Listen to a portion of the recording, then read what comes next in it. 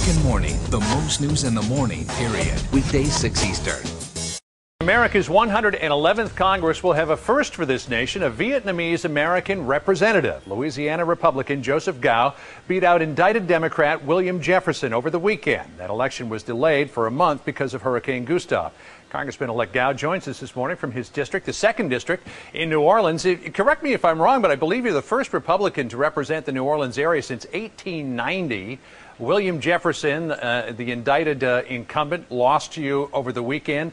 This is a district that's heavily Democratic, I think 66%, 60% African-American, and yet you won, many people say, Congressman, because of just dismal turnout among Democrats. Would you have been able to win this seat if that didn't happen? I'm not sure about that, John, because as you know, the people of the 2nd District are ready for change and ready for a new direction. So if more Democrats were to come out, I'm not sure of the outcome. Right. I mean, I think it was 11% of the 2nd District counts itself as Republican. But now you're the congressman from that area. You have vowed that rebuilding New Orleans is going to be a big part of your focus. What are you going to do that hasn't been done so far in putting New Orleans back together after Hurricane Katrina? Well, I read in the local newspaper about 2 days ago that the levee protection has been delayed again. So my first order of business would be to work with other Louisiana congressmen and senators to push the issue of levee protection through as quickly as possible. And you're somebody who knows what it's like to lose a lot during Katrina because you're an attorney in New Orleans. You lost your business. You also lost your home. So you had some rebuilding to do yourself.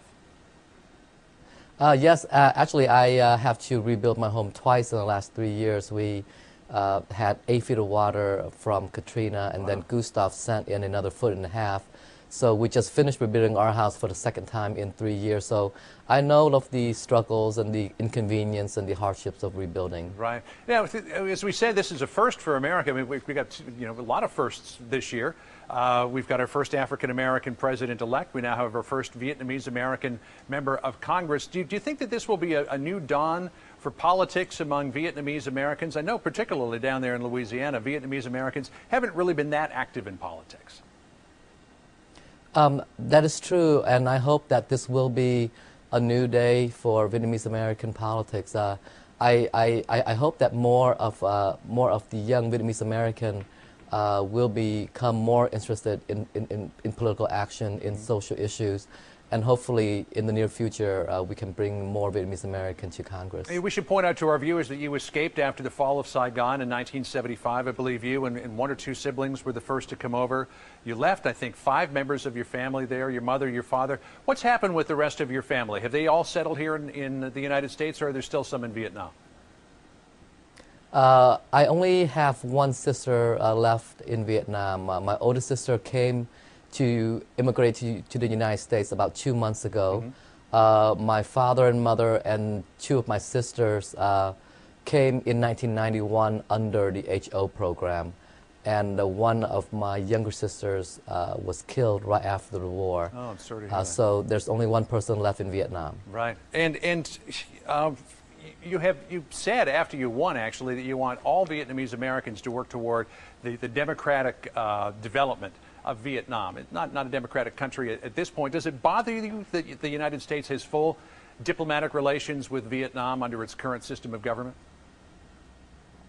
No, it doesn't bother me because obviously there are many ways to achieve a peaceful democracy.